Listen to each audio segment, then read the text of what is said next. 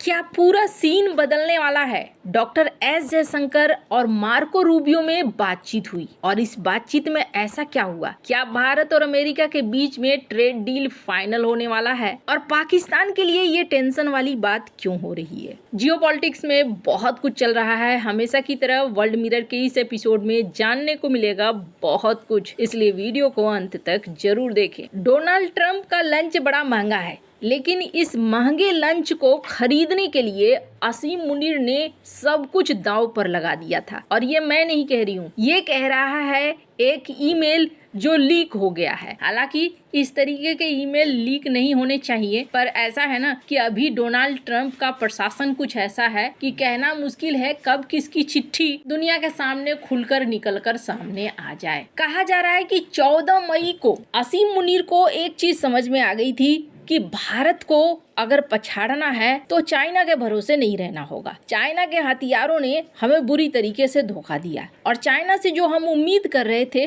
वो भी नहीं हुआ। कहीं न कहीं पाकिस्तान इस चीज को जरूर सोचता होगा कि अगर हम पर हमला होगा तो चाइना उधर से भारत के ऊपर हमला कर देगा। लेकिन दुनिया के देश एक चीज भूल जाते हैं जो अब निकलकर सबके सामने आ रहा है। चाइना किसी और के लिए अपना खून नहीं बहाएगा। चाइना खुद के लिए भी अपना खून बहाने की नहीं सोचता है। वो सोचता है कुछ ऐसा करो जिसमें खून भी न बहे और जमीन भी हमें मिल जाए। तो पाकिस्तान को ना पैरों तले ऐसा लगता है जमीन खिंच गई ऑपरेशन सिंदूर के समय कि हमने तो इतने सालों तक चाइना के पैर धोए। अभी सीन ये बन गया कि इनका डिफेंस सिस्टम हमारी रक्षा नहीं कर पा रहा है और ये खुलकर भारत के खिलाफ आ नहीं रहे हैं। असीम मुनीर को एक चीज समझ में आई और वो समझ में आई कि नहीं, हम चाइना के ऊपर भरोसा नहीं कर सकते हैं। फिर कहाँ चले? फिर चलो भाई सर्वशक्तिमान के पास चलते हैं और वो है डोनाल्ड ट्रंप। डोनाल्ड ट्रंप के पास जाने का रास्ता कहाँ से निकाला गया? जाने का रास्ता निकाला गया एक ऐसे इंसान से जो पहले पाकिस्तान में अमेरिका का राजदूत था, पॉल डब्ल्यू जोन्स। कहा गया कि उनको चिट्ठी लिखी गई। वो यूं ही चिट्ठी उन्हें नहीं लिख दी गई। अमेरिका में एक लॉ और लॉबिंग फर्म है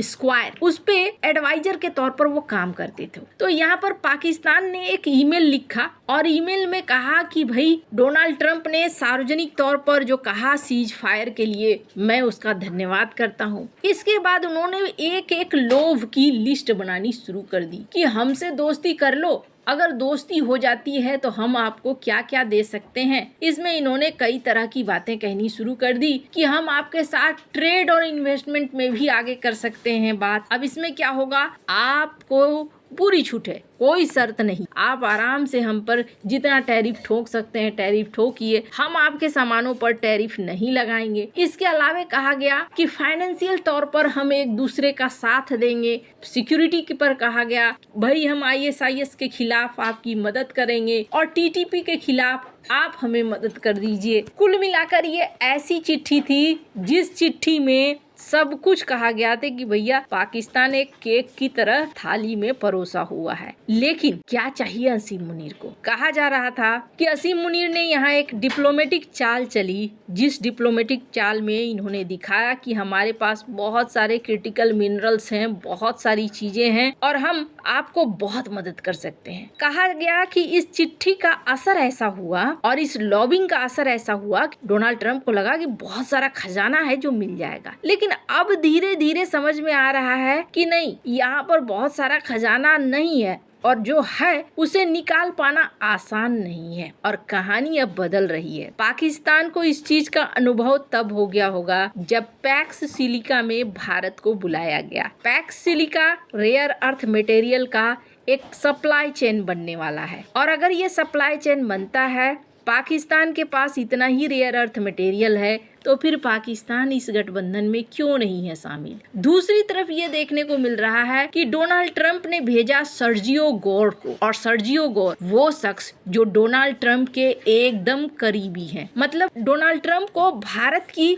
हर बात को जानना है और उस हद तक जानना है जो बिल्कुल सही सही बताए उन्हें, इसलिए उन्होंने सर्जियो गोर को भेजा। लेकिन यहाँ पर एक कहानी और देखिए, सर्जियो गोर का आना बहुत साधारण नहीं रहा है। सर्जियो लोग और जब आए पूरे ताम झाम के साथ, पहले से यहाँ मीडिया बुलाई गई थी, पहले से यहाँ बहुत सारे अफसर तैयार थे, दूतावास के बहुत सारे कर्मी थे, बड़े गाजे बाजे के साथ। और गौर ने आते ही ऐलान किया कि ट्रेड डील पर बात होगी 13 जनवरी को। लोगों ने ये कहना शुरू कर दिया जब 13 जनवरी हुआ, कहाँ बात हुई। फिर मीडिया में कुछ ऐसे आर्टिकल भी छपने शुरू हो गए, अभी तो अगले महीने तक कोई बातचीत नहीं है। फिर उनका ट्वीट आता है कि नहीं, यहाँ देखो बातचीत हुई है मार्को रूबियो और डॉक्टर एस जयशंकर के बीच में, और व्यापार को लेकर बातचीत हुई है, क्रिटिकल मिनरल्स को लेकर बातचीत हुई है, और भारत के शांति बिल को लेकर बातचीत हुई है। शांति बिल क्या है? शांति बिल जिसमें भारत चाहता है कि अपने न्यूक्लियर रिएक्टर्स की संख्या बढ़ाए, थोरियम आधारित न्यूक्लियर टेक्नोलॉजी उसे मिले, जिससे भारत के अंदर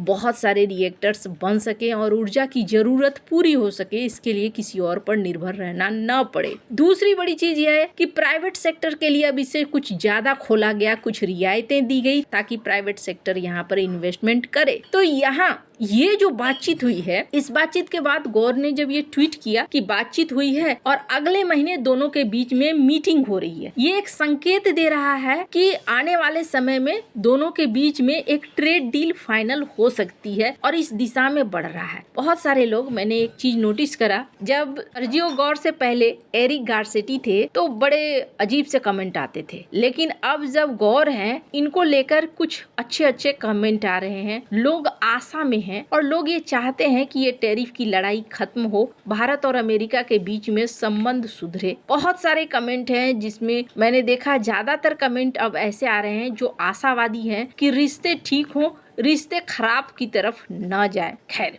भारत का अमेरिका सबसे बड़ा ट्रेडिंग पार्टनर है और अगर रिश्ते अच्छे रहते हैं तो भारत के लिए ज्यादा अच्छा है। अब इसको आप ऐसे देखिए, भारत क्या है, बैलेंस बनाकर चल रहा है चाइना और अमेरिका के बीच में। चाइना की मीडिया या चाइना के लोगों को ये अच्छा नहीं लग रहा है। स्क्रीन पर एक ट्वीट देख रहे हैं, ये ट्वीट है चाइनीज जर्नलिस्ट के और वो क्या कहते हैं, उनका कहना है टैरिफ पसंद नहीं है तो बोलो कि टैरिफ पसंद नहीं है, ये नेगोशिएशन वाली क्या बात। अब साधारण भाषा में इसका मतलब समझिए कि अगर आप टैरिफ के अगेंस्ट हैं तो फिर उसके सामने झुक क्यों रहे हो, बातचीत क्यों कर रहे हो, नए नए प्रपोजल क्यों ला रहे हो। तो कहीं ना कहीं चाइना भी चाहता है कि उलझे रहो, अगर उलझे रहोगे तो हमारे लिए बाजार खोलोगे और बाजार खोलोगे तो फिर हम उसमें एंट्री लेंगे। ये बात भी सही है कि भारत को कई देशों के साथ कई समझौते करने पड़ेंगे अगर मुख्य व्यापारिक पार्टनर से अनबन होती है तो। हालांकि रास्ता भारत निकाल लेगा, लेकिन तत्काल के लिए भारत को कई रास्ते अपनाने पड़ सकते हैं। वैसे डॉक्टर एस जयशंकर और मार्को रूबियो के बीच में जो बातचीत हुई है